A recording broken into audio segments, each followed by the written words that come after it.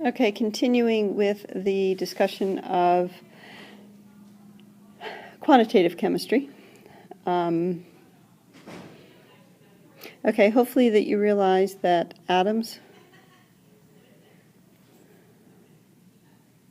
all have the same subatomic particles.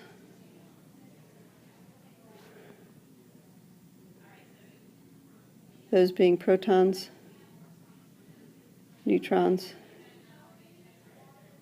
and electrons. These are heavier particles and they're about the same mass.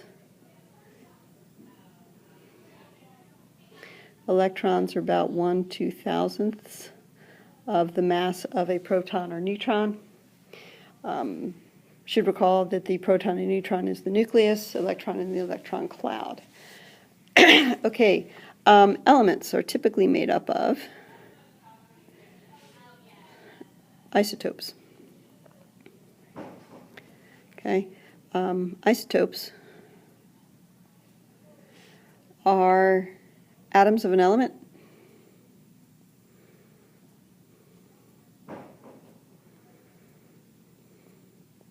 they have the same number of protons.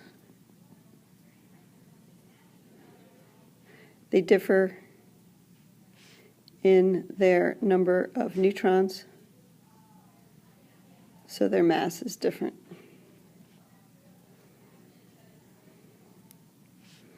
Isotopes will have the same chemical properties. So their physical properties may differ.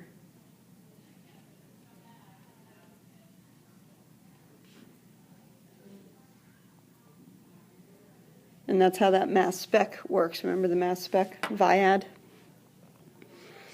Okay, so when you're talking about a element, you are going to have something called the relative atomic mass.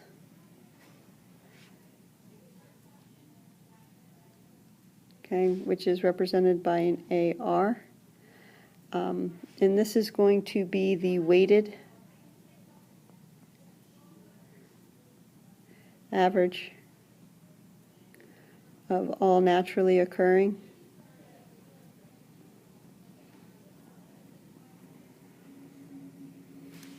isotopes. And this is going to be relative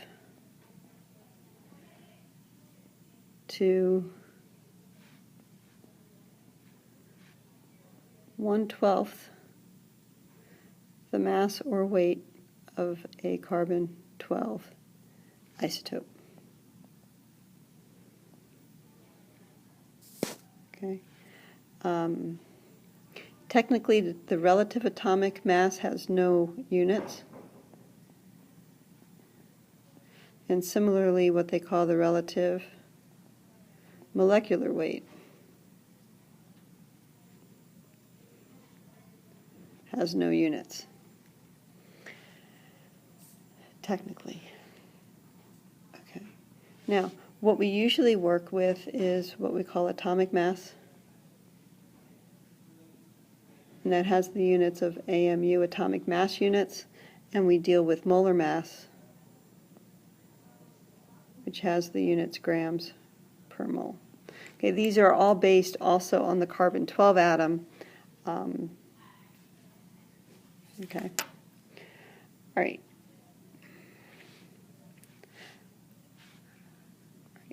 If we talk about now formulas of a compound.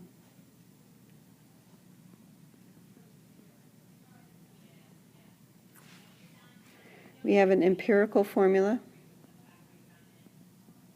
That's an I, empirical formula.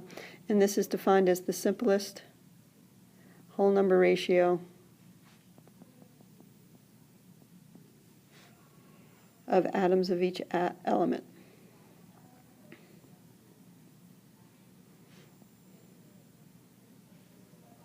In the compound. Okay, and this would be compared to the molecular formula, which is the actual number of each atom in the formula. For instance, if we had like CH3 versus C2H6. This could be the empirical formula. This would be the molecular formula. Okay?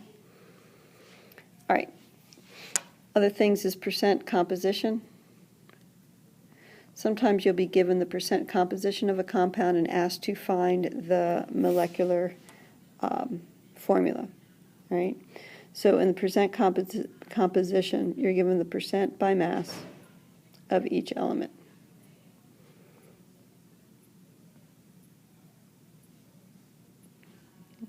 If you do this, the first thing you're going to do is assume that you have 100 grams of the compound.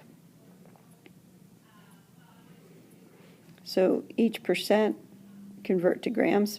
So if you have 72% of, say, copper, then you have 72 grams of copper. Okay, from grams to moles, convert each to the moles of each element.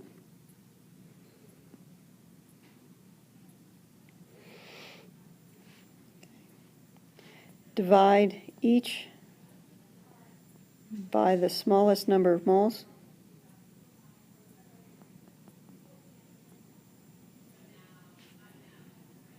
Okay, and then find the whole number ratio.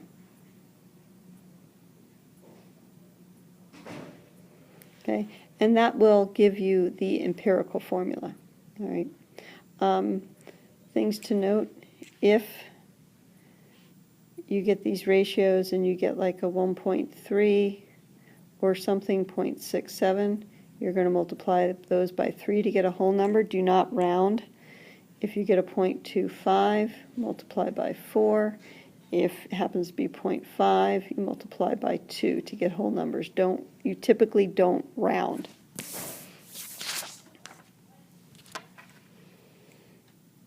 Okay, that'll end this screencast. Should be able to wrap it up in one more.